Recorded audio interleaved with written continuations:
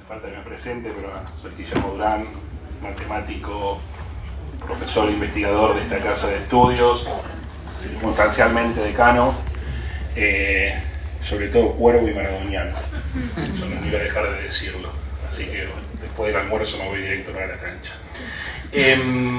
Y creo que entramos en un bloque ahora que después de lo que pasó ayer y lo que viene pasando estos días, tiene un especial interés, así que agradecerle a Emma, a Caro por estar acá presentes. Creo que estamos en un momento donde está bueno que alguien como ellos nos ayuden a entender qué está pasando en esta locura económica que vivimos.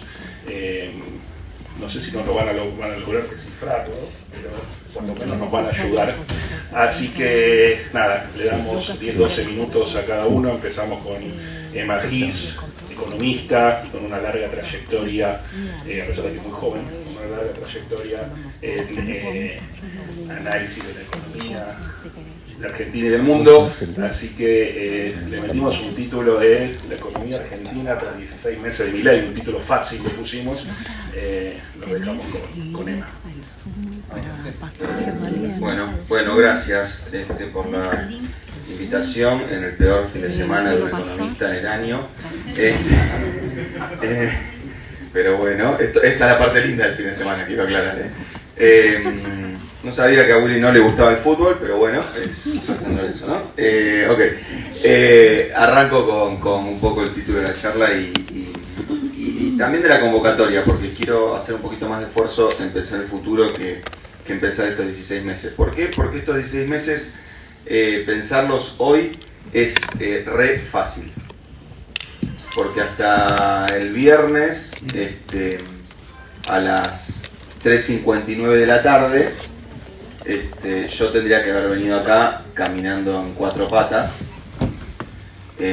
y, digamos, con el trasero descubierto y muy rojo. Pero como dio de 3,7, ahora viene la venganza de los mandriles.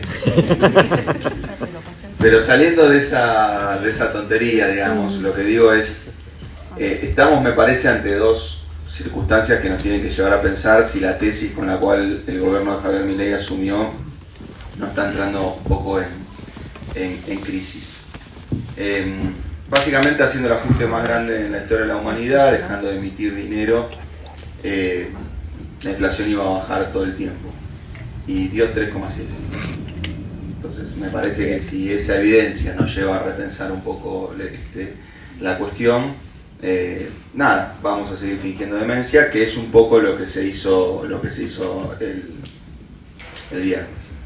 Y por otro lado, la segunda, y creo que incluso igual o un poquito más profunda que esa, es que la tesis de Javier Milei era que todos los males de la República Argentina se basaban en el déficit fiscal, porque el déficit fiscal te obligaba a endeudarte de alguna de dos maneras, o pidiendo o emitiendo dinero, que es una forma, digamos, de endeudarse gratis, pero que el costo de eso, según la tesis de Javier Milei, era la suba de la inflación, o endeudándose de una manera más directa y simple para los no especialistas, que es pidiendo dinero en el exterior. Una vez que uno cortaba el déficit fiscal, dejaba de gastar más de lo que recaudaba y entonces dejaba de necesitar emitir deuda.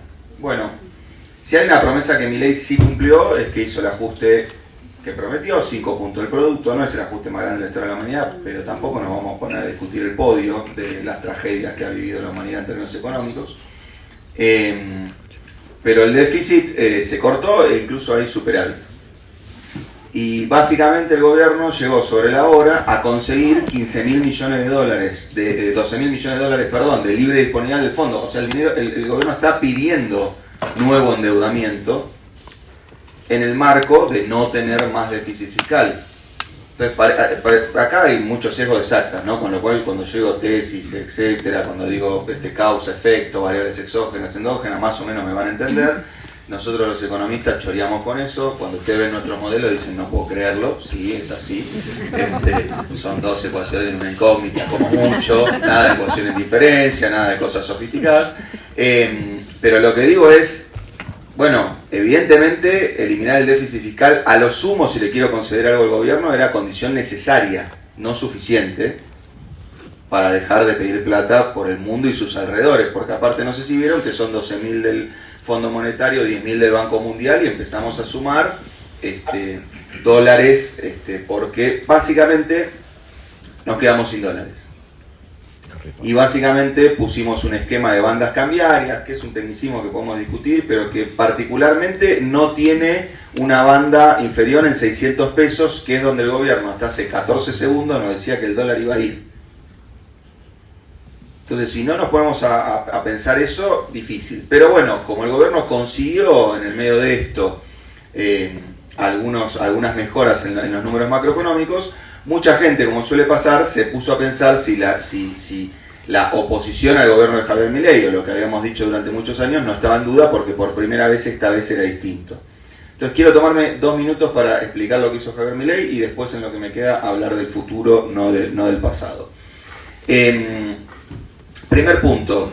Todos me van a preguntar cómo crees que va a salir el esquema que acaban de anunciar, y mi primer punto es: yo tengo ahora, desde el punto de vista profesional, la responsabilidad de no creerle al gobierno, porque ya me han demostrado 2 veces que no puedo hacer eso, porque el presidente dijo que iba a dolarizar y que el peso era excremento, y el peso fue la moneda que más se fortaleció en el mundo el año pasado. Y segundo, porque nos dijeron que no iban a salir del cepo hasta que la inflación no diera 0, y dio 3,7, y nos anunciaron que salieron del cepo. Entonces, realmente, el esquema monetario y cambiario que se anuncia, tengo que pensar que tiene alguna trampa, porque ya vengo de 2 trampas anteriores. Ahora, ¿por qué a Milei le bajó la inflación? Bueno, primero porque no dolarizó, y segundo, porque no hizo un programa libertario, ni siquiera hizo lo que está a la izquierda de los libertarios, pero a la derecha de todo el resto del pensamiento económico. Ni siquiera es un programa ortodoxo. ¿Qué es un programa ortodoxo desde el punto de vista canónico? Un programa que tiene un ajuste fiscal, un ajuste monetario, no tiene cepo y tiene flotación libre del tipo de cambio. Bueno, este programa tiene cepo, no tiene flotación libre del tipo de cambio, y la tasa de interés estuvo por abajo de la inflación 14 de los 16 meses del gobierno de Javier Milei. Entonces ese programa, que al principio era un programa donde los economistas decimos: che, si vos ajustás el fisco y dejás flotar el tipo de cambio, la actividad se va a caer 5 puntos y la inflación va a ser 200, tuvo una dinámica donde en realidad el PBI cayó menos de 3 puntos y la inflación no fue 200. ¿Por qué? Porque en el medio de esa situación cambiaron de caballo y se pusieron a ponerle al programa componentes heterodoxos, de esos que harían que Hayek se revuelva en su tumba. ¿Cuáles son esos? El cepo y el control férreo del tipo de cambio. Entonces pasó a ser un programa de ancla fiscal y ancla cambiaria. Les digo algo: el austral tenía ancla fiscal y ancla cambiaria y nadie lo categorizó como ortodoxo. Israel 1985 tuvo ancla fiscal y ancla cambiaria y nadie dijo qué de derecha, qué es este pibe. Entonces, una cosa es lo que el gobierno dice, otra cosa es lo que el gobierno hace. Haciendo un plan heterodoxo, pero declamativamente libertario, logró que la inflación bajara. Y eso vuelve muy compleja la crítica, porque uno tiene el plano retórico del gobierno, donde dice lo que estoy haciendo es no sé qué cosa, y después tiene el plano real de la economía, y discutir eso es un poco más difícil que tuitear. ¿Sí? Ese es uno de los grandes problemas que tenemos. Es bastante típico de estas posderechas, que para mí, de estas derechas, perdón, que para mí son o suscriben a la era de la postdata. Digamos, postdata no de lo que se pone al final de la o sea, después de los datos. O sea, Trump está diciendo que la inflación en Estados Unidos está bajando. O sea, estamos ante un esquema político que te dice: la pared es blanca, todos nos damos vuelta, decimos no es blanca, y de repente hay 150 tuiteros que dicen: ahí está el grupo de ciegos diciendo que la pared... Y bueno, es tan intenso que uno dice: y mierda, por ahí me puse daltónico de repente y la pared es blanca. Entonces, sobre eso me parece que vale la pena poco discutir, ¿sí? Y sobre lo que hace Javier Milei, les soy sincero, también. La pregunta es por qué ganó, y la pregunta es: ¿qué pasaría si alguna expresión que esté a la izquierda del gobierno de Javier Milei, o sea, todas, vuelve al gobierno? Yo creo que Javier Milei ganó básicamente porque la sociedad decidió hacer un 2001 institucional. Digamos, decidió sacar a todos, pero adentro del sistema, porque sacar a todos afuera del sistema nos costó un montón de muertos en la plaza. Y creo que la sociedad votó al único candidato que no había duplicado la inflación. Yo me fui del gobierno con 25% de inflación, no estoy orgulloso de eso. O sea, que después haya todo empeorado, no me hace un buen economista. Me hará el menos peor. Es jodido, digamos. Igual un libertario con esto, olvídense, no hace una carrera, pero yo la verdad que pararme acá como decir yo soy el menos peor de los últimos 25 años, que fue una tragedia, qué sé yo, es consuelo de tontos, ¿sí? Es consuelo de tontos. Pero después vino Macri, que iba a arreglar todo y duplicó la inflación, la llevó a 50. Después vino Alberto y la duplicó, la llevó a 100. Y bueno, acá se pone raro. Después vino Massa, o sea, no fue que es después, pero ustedes me entienden, y la llevó a 200. Entonces en campaña estaba Massa diciendo, cuando yo gobierne la inflación va a bajar. No, pero fue así la campaña, no estoy exagerando. Era como, dale capo, ¿quién te sostiene? ¿Quién te ata? Hacelo ahora. Estaba Patricia Bullrich, que cuando se le entendía decía que iba a bajar la inflación y venía de un gobierno que no había bajado la inflación. Y estaba Milei, que decía que iba a dolarizar, o sea, bajar la inflación rápido, haciendo que el ajuste lo pagara la casta. ¿Quién era la casta? Nosotros. Los que creíamos que al IFE iban a ir 1.750.000 personas a buscarlo en el medio de la pandemia. Esos que creemos que el Estado es una herramienta de transformación de la realidad y le pifió por 6 millones. Tantito así, decía el Chapulín Colorado. Digo, esos que defendemos la educación pública y no nos damos cuenta que gente que gritaba vamos a volver en la plaza, juntaba el mango para pagar la cuota de la educación privada. Esos que creemos que la inseguridad es un problema de ricos y los ricos viven en lugares que son muy seguros. El problema son los de la clase media, la clase pobre, que nos dan servicios a los ricos y esperan el bondi a las 3 de la mañana a 3 cuadras del country, no adentro del country.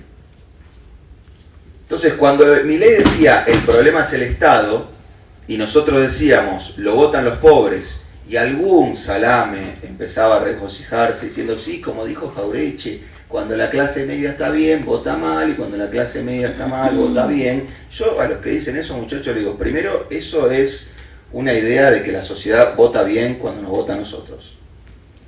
Muy peligrosa. En otros momentos del tiempo nos ha llevado a negar la democracia.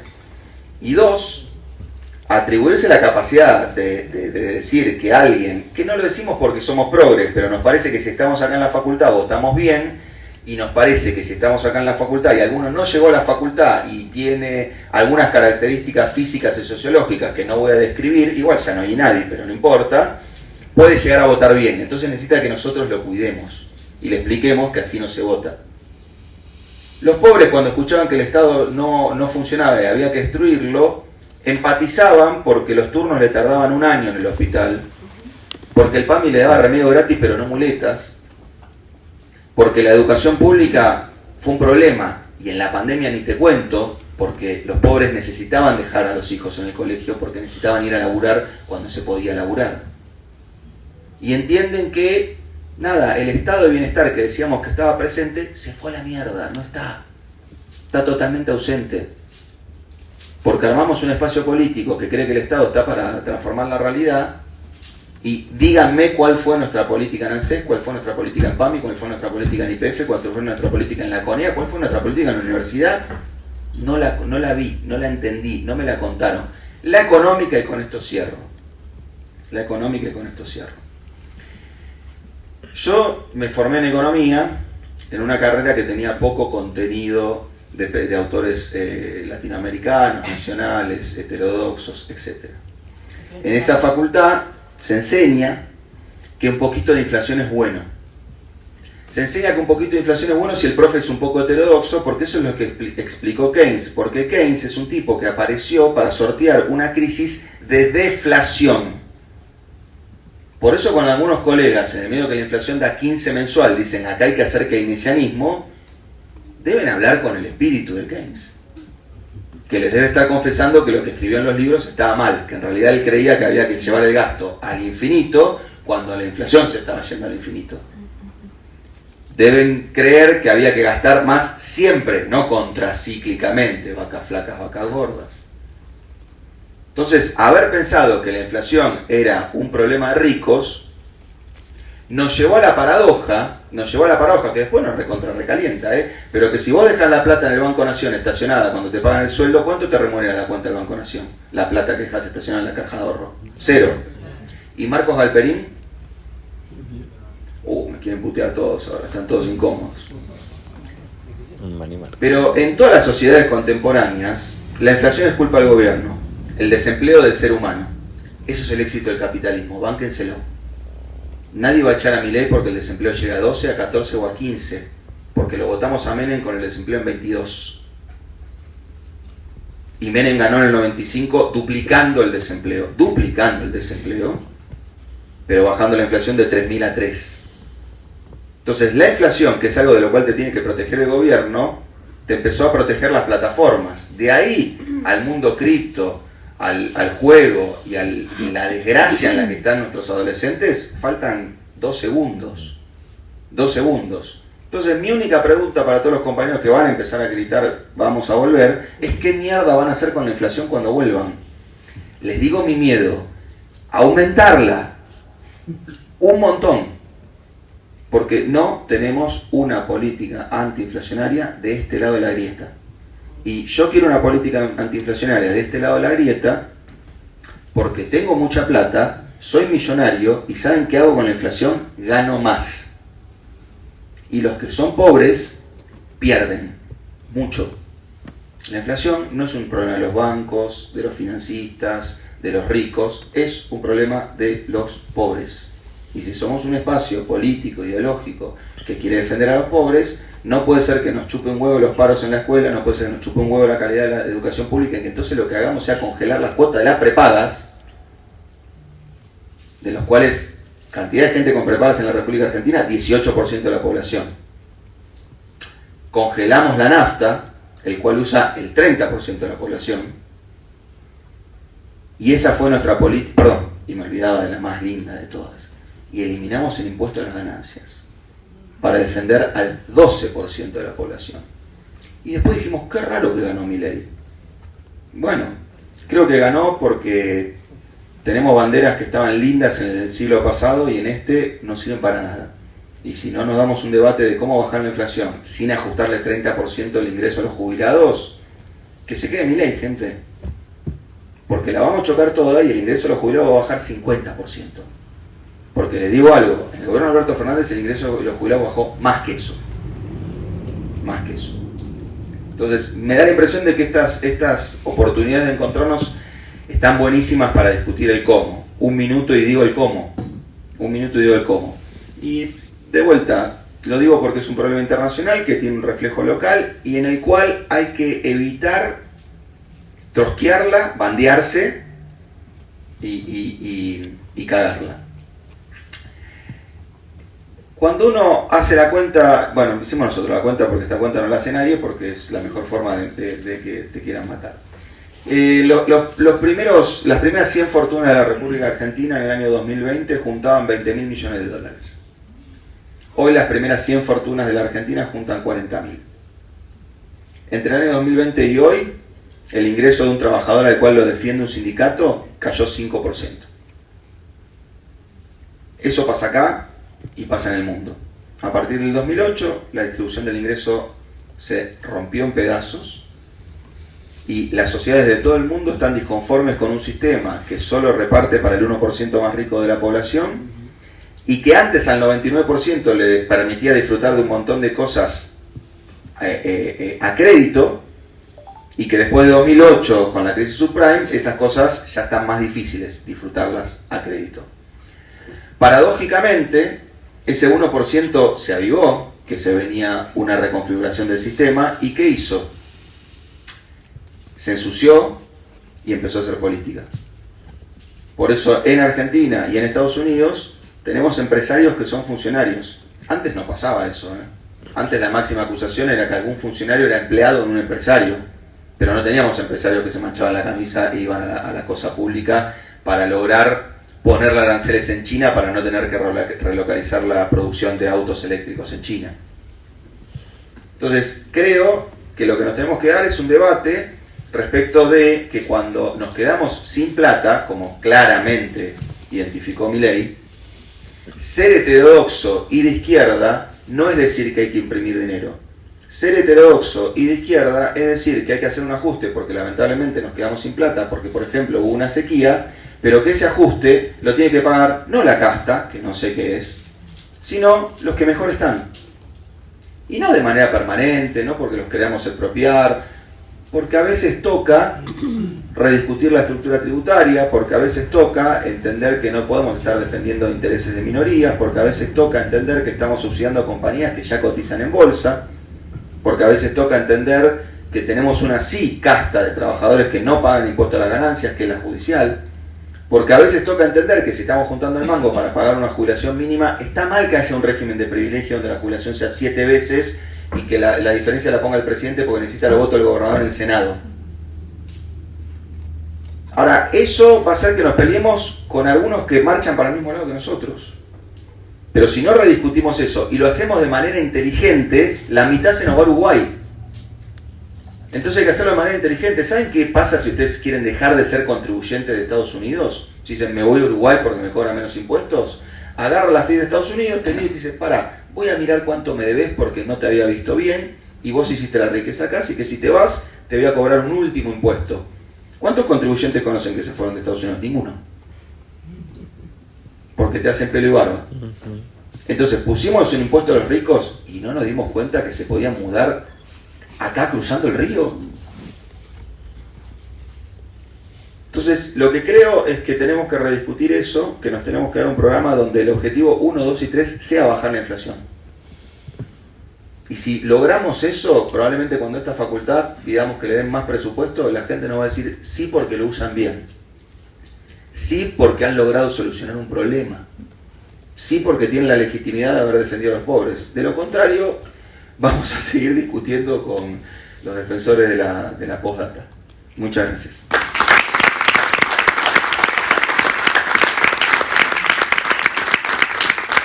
Tiempo para una o dos preguntas, nomás que estamos un poquito atrasados. No vale, yo voy a poner censura, no vale preguntar a cuánto va a estar el dólar el lunes. Vamos, ¿quién pregunta? Ah, perfecto. Hola, Agus. Entre 1000 y 1400, igual le puedo contestar. Rodri. Sí, ¿qué tal, Emanuel? Gracias por la visión de todo esto. No, la pregunta es muy simple. Si todas esas posibles soluciones que más o menos esbozaste, pensás que tienen posibilidad, viabilidad política, porque ya se vieron intentos de ir a los sectores que mantienen, ahora le toca a uno, ahora le toca al otro, y bueno, y recordamos lockouts patronales, etcétera. ¿Se puede en Argentina desde tu punto de vista? Bueno, dos cosas. Después de mi ley decir que hay cosas que no se pueden tocar, qué sé yo, ¿no? 7 senadores, 27 diputados, ningún gobernador, ningún intendente, ningún sindicato, ningún movimiento social, y mirá las reformas que logró hacer. Imagínate si nosotros logramos un gobierno de coalición donde estuviera el kirchnerismo, el peronismo, los sindicatos, los intendentes, perdón, ya lo logramos, mala mía. Entonces lo que digo es que creo que, claro, por eso duele. Entonces, creo que sí, y sobre todo creo que si no, váyanse a su casa, muchachos. ¿Qué sé yo? Los políticos que dicen no se puede, no me excitan mucho, no me dan ni ganas de votarlos. Digamos, los tipos que se la pasan la vida hablando de la correlación de fuerzas, qué sé yo, no me excitan mucho en términos políticos y en términos electorales. Pero digo algo más grave. Yo en algún sentido deseo que Milei no fracase. Porque si fracasa, vamos a volver peores. Porque, ¿saben cómo volvimos? Digo, yo no fui parte del gobierno, pero obviamente lo voté, e incluso tenía un montón de ganas de que le fuera bien, lo intenté ayudar. pero bueno, vieron que era difícil ayudar. Pero lo que digo es, yo creo que lo que se generó en el Frente de Todos fue la peor desgracia que nos podía pasar en términos ideológicos, políticos y programáticos. El kirchnerismo hizo un montón de cosas bien y algunas mal. Macri dijo, estas son las que están mal y son la razón por la cual yo voy a poder solucionar todos los problemas de Argentina, desde las cadenas nacionales hasta el cepo. Entonces, el kirchnerismo congelaba las tarifas, Macri las subió. El kirchnerismo tenía cepo, Macri lo sacó. El kirchnerismo tenía retenciones, Macri las eliminó. Choca toda la calecita Macri. Conclusión del kirchnerismo. ¿Viste que estaba bien congelar las tarifas, tener cepo, hacer cadenas nacionales? Y bueno, no. Son solo dos errores. Uno para un lado, otro para el otro. No quiere decir que la verdad está en el medio, pero son solo dos errores. Si Milei fracasa, ¿vamos a prohibir la palabra mercado del diccionario? Vamos a hacer cualquier desastre. Vamos a decir que entonces emitir infinito estaba bien, porque el último que emitió cero la chocó. Entonces mi impresión es que necesitamos dejar de mirarnos en el espejo de una oposición que fracasa. Porque que Tony Blair se mirara en el espejo de Margaret Thatcher, hasta lo puedo entender. Porque fracasó o no fracasó, bueno, por lo menos tuvo muchos años, qué sé yo, de definición de fracaso. Tuvo muchos años, entonces logró cambiar la dinámica de la discusión política y logró que algunos abracen banderas que hasta hace 2 minutos eran las contrarias. Pero si Milei fracasa me da la impresión de que vamos a volver peores. Guille, y le damos el paso a Caro. Sí, una pregunta.